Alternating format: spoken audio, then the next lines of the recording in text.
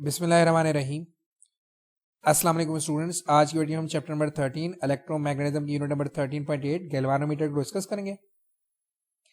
Galvanometer basically हमारे पास एक current sensing या करंट मेजरिंग डिवाइस है जो कि स्मॉल अमाउंट ऑफ करंट 0.1 से 1 एम्पेयर तक के करंट के मेजरमेंट के लिए हम लोग जो है वो एक डिवाइस इस्तेमाल करते हैं, that is called the galvanometer. और ये आपको गैल्वानोमीटर का बेसिकली जो है वो एक स्ट्रक्चर नजर आ रहा है कि गैल्वानोमीटर जो है वो इन चीजों के ऊपर जो है वो बेस्ड होता है। ठीक है, तो देखिए हम यहाँ पर करेंगे device use for detection and measurement of small electric currents is called galvanometer. यानी कि स्मॉल करंट मतलब रेंज इसकी क्या होती है 0.1 एम्पेयर से 1 एम्पेयर तक की रेंज होती है गैल्वानोमीटर की। ठीक है, फिर हम लोग इसके प्रिंसिपल की बात करेंगे। तो देखें प्रिंसिपल इसका जो है वो torque on a current carrying coil है। देखें यहाँ आपको स्ट्रक्चर में नजर आ रहा है कि ये आपके पास एक्सटर्नल मैग्नेटिक फील्ड है। ये लग के लीजिए कि ये नॉर्थ पोल है और ये हमारे पास साउथ पोल है, और ये कॉइल हमारे पास जो है वो इस परमानेंट मैग्नेटिक फील्ड के अंदर मौजूद है। तो जब इस कॉइल के अंदर से करंट पास आउट होगा तो इस एक्सटर्नल मैग्नेटिक फील्ड और इस ये जो इसकी अपनी मैग्नेटिक फील्ड है इसकी कॉन्साइडेशन की वजह से आपका जो कॉइल है वो रोटेट करेगा, यानी कि इसके अंदर जो वो टॉर्क प्रोड्यूस होगा। तो यही प्रिंसिपल हमारे पास है गैल्वानोमीटर का। देखिए हम कह रहे हैं the principle of moving coil galvanometer is the torque on a current carrying coil in the magnetic field. यानी कि BINA वाला हमने जो फॉर्मूला पढ़ा था वही हमारे पास प्रिंसिपल है इस गैल्वानोमीटर की डिटेक्शन का। That is the principle of moving coil galvanometer is the torque on a current carrying coil in the magnetic field, right. फिर हम लोग बात करते हैं इसकी कंस्ट्रक्शन की। देखें इसकी कंस्ट्रक्शन के अंदर हमारे पास जो डिफरेंट चीजें यहाँ पर आपको नजर आ रही हैं। देखें सबसे पहले हम यहाँ पर कह रहे हैं कि moving coil galvanometer consist of pivoted coil wrapped around a soft iron core. देखें सबसे पहले आपको ये कॉइल दिखाया जा रहा है कि ये आपके पास देखें ये जो पिंक कलर का आपके पास कॉइल है, यानी कि ये जो है वायर है जिसके अंदर से करंट पास आउट होगा। आपने इसको आयरन कोर के ऊपर देखें, ये हमारे पास ये जो सर्कुलर शेप आपको नजर आ रही है that is called the iron core. इस कॉइल को आपने जो है वो आयरन कोर के ऊपर जो है वोंड करवाया हुआ है और ये पिवटेड है। पिवटेड का मतलब है कि ये रोटेट करेगी इस तरह से। ठीक है, तो वो कह रहा है कि place in concave poles of permanent magnet, यानी कि ये नॉर्थ पोल है ये साउथ पोल है। कॉनकेव का मतलब इस तरह से केव बना हुआ है। ठीक है, ये हमारे पास क्या बना हुआ है केव बना हुआ है, तो इसको हम लोग कहते हैं concave poles of the magnet. ये नॉर्थ पोल है और ये साउथ पोल। देखें कॉनकेव जो है वो फील्ड बनाने का दो हमारे पास जो वो यहाँ पर एडवांटेजेस हैं।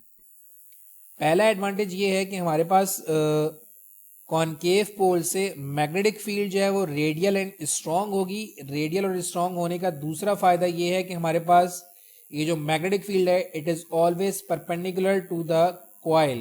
तो जब हमारे पास मैग्नेटिक फील्ड और कॉइल हमेशा परपेंडिकुलर होंगे तो मैक्सिमम टॉर्क हमारे पास प्रोड्यूस होगा। ठीक है, जो फॉर्मूला मैंने बनाया था BINA साइन द 0 डिग्री वाला साइन थीटा वाला, उससे हम लोग ये कह सकते हैं कि अगर हमारे पास मैग्नेटिक फील्ड और कॉइल दोनों के दरमियान एंगल हमारे पास 90 डिग्री का होगा तो हमारे पास जो मैक्सिमम टॉर्क प्रोड्यूस होगा। तो हम देखें यहाँ पर ये कह रहे हैं the poles of the magnet are made concave to make the field stronger and radial such that the force is perpendicular and torque is always maximum. अगर मैग्नेटिक फील्ड करंट के परपेंडिकुलर होगी तो हमारे पास जो मैक्सिमम टॉर्क प्रोड्यूस होता है। ये हम लोग लास्ट टॉपिक के अंदर पढ़ के भी आ चुके हैं। उसके बाद हमारे पास ये है pointer. A light pointer is used to measure the angular deflection which is placed on a well calibrated scale। यानी कि हमारे पास ये देखें ये जो आपका जो पॉइंटर है ये आपके पिवट के साथ जो है वो कनेक्टेड है। यानी कि आपका ये कॉइल जब रोटेट करेगा तो इसके साथ आपका जो है वो ये पॉइंटर भी रोटेट करेगा। ठीक है, जैसे ही आपका जो है वो पॉइंटर रोटेट करेगा आपका कॉइल जो अपनी जगह से डिफ्लेक्ट हो जाएगा। दैट किसी भी एंगल से डिफ्लेक्ट होगा, that is called the deflecting angle. तो ये हमारे पास जो है ये क्या चीज़ है पॉइंटर है। फिर वो कह रहा है कि और ये वेल कैलिब्रेटेड स्केल, यानी कि हमारे पास जो स्केल डिफ्लेक्शन जो है वो शो करेगा। The coil is connected to spring from other side which produce a restoring torque. देखें हमारे पास जैसे ही अब देखें इसका प्रिंसिपल ये है बेसिकली कि जब वायर के अंदर से करंट गुजरता है, जब वायर के अंदर से करंट गुजरेगा तो इस वायर के अंदर मैग्नेटिक फील्ड प्रोड्यूस हो जाएगी।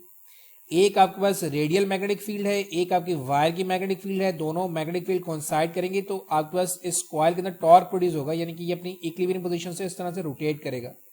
तो जब ये रोटेट करेगा तो आपके पास ये जो पॉइंटर है ये भी क्या करेगा, जितना आपका टॉर्क होगा उतना ही डिफ्लेक्शन शो करेगा, यानी कि उतना ही आपको जो है वो रीडिंग बताएगा। एंड इसके बाद हमारे पास यहाँ पर एक जो है वो स्प्रिंग लगा हुआ होता है जो कि ऑपोजिट डायरेक्शन में होता है, यानी कि जैसे ही आपके करंट जो है वो बंद करेंगे आप, इस कॉइल के अंदर से करंट गुजरना बंद होगा, आपकी जो कॉइल के अंदर जो मैग्नेटिक फील्ड है वो खत्म हो जाएगी। तो जब मैग्नेटिक फील्ड खत्म होगी तो हमारे पास जो ये जो फोर्स लग रही थी, जो टॉर्क प्रोड्यूस हो रही थी, खत्म हो जाएगा। तो ये स्प्रिंग फौरन से इसको वापस अपनी ओरिजिनल पोजीशन के ऊपर लेकर आ जाएगा।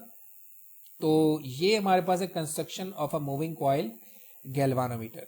ठीक, अब दोबारा से इसकी प्रिंसिपल की जो हम लोग बात करने के, इसमें बेसिकली होता ये है, दोबारा से मैं आपको मेंशन कर रहा हूँ कि ये कॉइल आपके पास है, इस कॉइल के अंदर जब करंट गुजरता है तो इसके अंदर मैग्नेटिक फील्ड प्रोड्यूस हो जाती है। एक एक्सटर्नल मैग्नेटिक फील्ड है, एक मैग्नेटिक फील्ड आपकी करंट की वजह से है। तो दोनों मैग्नेटिक फील्ड जब कोइंसाइड करती हैं तो आपका कॉइल जो है अपनी जगह से रोटेट करता है। कॉइल के साथ पॉइंटर है, पॉइंटर 0 से रोटेट करेगा, जितना करंट गुजरेगा उतनी ही रोटेशन होगी, यानी कि उतनी ही आपको जो है वो रीडिंग नजर आएगी। That is the main principle of the galvanometer. ठीक है, और एंड में ये होगा कि जितना आपका ऑब्जेक्ट रोटेट करेगा उतना ही इसके अंदर रीस्टोरिंग टॉर्क प्रोड्यूस होगा ड्यू टू द स्प्रिंग। तो ये स्प्रिंग जैसे ही आप करंट को बंद करेंगे आपके पास मैग्नेटिक फील्ड जो है वैनिश हो जाएगी इसके ऊपर से। तो मैग्नेटिक फील्ड वैनिश हो जाएगी, मैग्नेटिक फोर्स भी खत्म हो जाएगी। तो जब मैग्नेटिक फोर्स खत्म होगी तो ये स्प्रिंग आपको वापस अपने ओरिजिनल पोजीशन के ऊपर लेकर आ जाएगा। तो इसकी हम लोग जो है वो देखें, ये आपको मैं एक एनिमेशन दिखा रहा हूँ।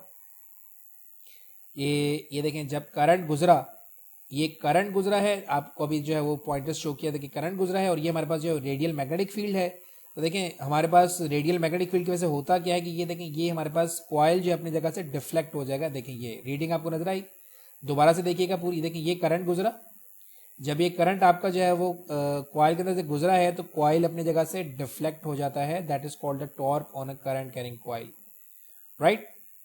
दोबारा से देख लीजिए, ये हमारे पास जो एनिमेशन है गैल्वानोमीटर की मेजरमेंट की, गैल्वानोमीटर किस तरह से करंट शो करता है। ठीक, इसके अंदर इसकी वर्किंग की बात करते हैं। The net torque on the coil is the sum of torque produce by the magnetic force and the restoring torque due to spring. देखिए जब हमारे पास करंट गुजरता है कॉइल के अंदर से तो उसके अंदर जो है वो हमारे पास टॉर्क जनरेट हो जाता है due to the magnetic force, और टॉर्क प्रोड्यूस होने की वजह से स्प्रिंग जो है वो रीस्टोरिंग टॉर्क प्रोड्यूस करता है। तो हमारे पास जब डिफ्लेक्शन हमारे पास स्टॉप हो जाती है तो वहां पर हमारे पास जो मैग्नेटिक टॉर्क है और हमारे पास जो रीस्टोरिंग टॉर्क है वो दोनों बराबर होते हैं। तो हम यहाँ पर देखें, कह रहे हैं कि net torque that will be equal to magnetic torque जो कि हमारे पास करंट की वजह से प्रोड्यूस हुआ, और दूसरा हमारे पास क्या है, रीस्टोरिंग टॉर्क जो कि स्प्रिंग की वजह से। ठीक है, तो जब हमारे पास डिफ्लेक्शन कंप्लीट हो जाती है, करंट जो है वो अपनी मेजरमेंट बता देता है, तो हमारे पास जो है वो ये जो डिफ्लेक्शन है ये रुक जाती है।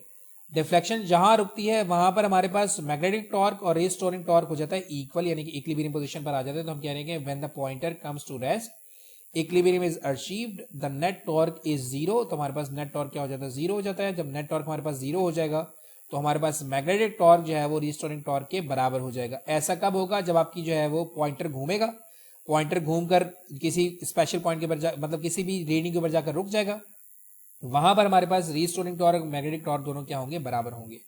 तो ये हमारे पास कंडीशन बनेगी कि जहां पर हमारे पास पॉइंटर जाकर रुकेगा, राइट। तो देखें हमने ये कहा कि हमारे पास ये जो मैग्नेटिक फोर्स है, ये मैग्नेटिक फोर्स है, ये जो मैग्नेटिक टॉर्क है ये मैग्नेटिक फोर्स की वजह से। तो when current is applied, a magnetic field is set up in the coil which interacts with the permanent magnetic field producing a torque। यानी कि दोनों फील्ड्स कोइंसाइड कर देंगे तो आपके पास टॉर्क प्रोड्यूस होगा, एंड हमने टॉर्क का रिलेशन बनाया हुआ है, that is BINA sine of theta. और अगर हमारे पास, क्योंकि हमने क्या किया कि हमारे पास रेडियल फील्ड है, रेडियल फील्ड हमेशा जो है वो 90 डिग्री के एंगल पर होती है करंट के साथ। सो दैट्स वाई हमारे पास यहाँ पर क्या हो जाएगा, साइन जो है वो 90 डिग्री का मतलब है कि हमारे पास 1 हो जाएगा, यानी कि हमारे पास मैग्नेटिक टॉर्क जो है वो BINA के इक्वल हो जाएगा, राइट। इसके बाद हम लोग जो है रीस्टोरिंग टॉर्क की बात करेंगे। देखिए रीस्टोरिंग टॉर्क बेसिकली हमारे पास डिपेंड करता है डायरेक्टली किसके साथ, एंगुलर डिस्प्लेसमेंट के साथ। जब करंट गुजरेगा तो मैग्नेटिक फोर्स लगेगी, जितना स्ट्रॉन्ग करंट गुजरेगा उतनी ही स्ट्रॉन्ग मैग्नेटिक फोर्स लगेगी और उतनी डिफ्लेक्शन होगी। ठीक है, तो डिफ्लेक्शन बेसिकली आपका जो है वो डायरेक्टली प्रोपोर्शनल किसके साथ, एंगुलर डिफ्लेक्शन के साथ। ठीक है, जितना करंट गुजरेगा उतनी डिफ्लेक्शन होगी और उतना ही रीस्टोरिंग, अंडरस्टूड सी बात है कि जितना आप स्प्रिंग को स्ट्रेच करेंगे स्प्रिंग उतनी ही रीस्टोरिंग फोर्स प्रोड्यूस करवाएगा। ठीक है, तो ये डिफ्लेक्टिंग टॉर्क का मतलब ये जो हमारे पास थीटा है दैट इज रिप्रेजेंटिंग कि आपके पास पॉइंटर कितना दूर गया है, और रीस्टोरिंग टॉर्क जो है वो स्प्रिंग है जो कि इसको वापस लेकर आने की कोशिश करेगा। तो इसका मतलब ये कि रीस्टोरिंग टॉर्क आपका डिफ्लेक्शन के साथ डायरेक्टली रिलेटेड है, जितना स्ट्रेच करेंगे उतना ही रीस्टोरिंग टॉर्क प्रोड्यूस होगा। ठीक है, और देखें यहाँ पर हमारे पास जो है वो इक्वस टू के बाद ये हमारे पास बेसिकली इक्वस टू होगा, इक्वस टू के बाद हमारे पास कांस्टेंट आ जाता है सी, और ये हमारे पास सी जो है वो कांस्टेंट है, that is called the spring constant. तो हम यहाँ पर कह रहे हैं कि where C is constant and theta is angular deflection, जो कि हमारे पास मैग्नेटिक फोर्स की वजह से आता है। ठीक, अब देखिए हमारे पास जो मैग्नेटिक जो है वो मैग्नेटिक टॉर्क भी आ गया, हमारे पास रिस्टोरिंग टॉर्क भी आ गया। हम दोनों को जो है वो इक्वेशन 1 के अंदर पुट कर लेंगे। देखिए मैं कह रहा हूँ कि put values of magnetic torque and restoring torque in equation 1। तो हमारे पास क्या हो जाएगा, BINA that will be equal to C theta. यहाँ से हम लोग जब अगर करंट की वैल्यू निकालेंगे तो क्या हो जाएगा, C theta divide by BNA। अब देखिए यहाँ पर सी कांस्टेंट है, सी कांस्टेंट है, मैग्नेटिक फील्ड कांस्टेंट है, number of turns of a coil constant है, और एरिया ऑफ द कॉइल ये भी हमारे पास क्या है, कांस्टेंट है, जो कि चेंज नहीं किया जा सकता। ठीक है, अगर आप एक कॉइल की बात कर रहे हैं, ठीक है, तो मतलब कहने का ये है कि ये तमाम चीज हमारे पास एक स्पेसिफिक जो है वो कॉइल के लिए कांस्टेंट है। ठीक है, तो हम ये कह सकते हैं कि I इज बेसिकली, देखें यहाँ पर मैं कह रहे हैं कि the factor C divide bye BN is constant, thus sensitivity of galvanometer can be adjusted by changing deflection angle। यानी कि सेंसिटिविटी ऑफ गैल्वानोमीटर क्या बताता है कि कम जो है वो करंट आप प्रोवाइड करें गैल्वानोमीटर को और ज्यादा डिफ्लेक्शन हो, that is called the sensitivity of the galvanometer. तो वह कह रहे हैं कि सेंसिटिविटी ऑफ गैल्वानोमीटर को आप एडजस्ट कर सकते हैं C divided by B and A की वैल्यू को एडजस्ट करके। यानी कि अगर आप जो है वो B को रिप्रेजेंट जो है वो बढ़ा देंगे तो आपके पास जो सेंसिटिविटी बढ़ जाएगी, नंबर ऑफ टर्न्स को बढ़ा दें, एरिया को बढ़ा दें, तो हमारे पास जो सेंसिटिविटी मतलब चेंज कर दें तो हमारे पास जो सेंसिटिविटी एडजस्ट हो सकती है। सेंसिटिविटी क्या होती है कि आप लो करंट पे हाई डिफ्लेक्शन शो करें, यानी कि छोटे करंट पर आपको ज्यादा जो है वो अच्छी मेजरमेंट मिले, अच्छा जो है वो रीडिंग मिले, that is called sensitivity of galvanometer. Thus current is proportional to deflection angle. तो यानी कि अगर ये फैक्टर कांस्टेंट है हमारे पास, C डिवाइड बाय B यानी हमारे पास कांस्टेंट है, तो हमारे पास देखें अगर मैं इस वाले फैक्टर की बात करूं ये C डिवाइड बाय B अगर हमारे पास कांस्टेंट है तो I हमारे पास डायरेक्टली प्रोपोर्शनल हो जाएगा, क्योंकि इक्वल टू बाद कांस्टेंट आ जाएगा। तो इक्वल टू के बाद कांस्टेंट की जगह हम लोग जो डायरेक्टली प्रोपोर्शनल का साइन इस्तेमाल कर सकते हैं, यानी कि हमारे पास करंट जो है वो डायरेक्टली प्रोपोर्शनल हो जाएगा किसके, एंगल के।